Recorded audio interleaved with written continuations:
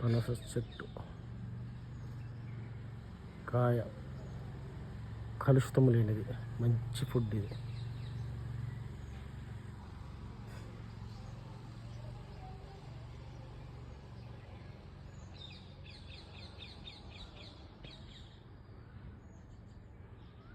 దీన్ని రుచుకుంటే చాలా చాలా రుచి. మహాదేవుడైన యేసుప్రభు గారు ఇచ్చారు మనకి ఆదివారం ఆరాధన. ఒకసారి రండి, ఆ ఆరాధనలో ఉన్న రుచి చూడండి. ఇది ఆయన ఇచ్చిన రుచే, కానీ ఆయన దగ్గర ఇంకా మధురమైన రుచులు ఉన్నాయి కనుక తప్పకుండా మీ కుటుంబంతో ఆదివారం రండి.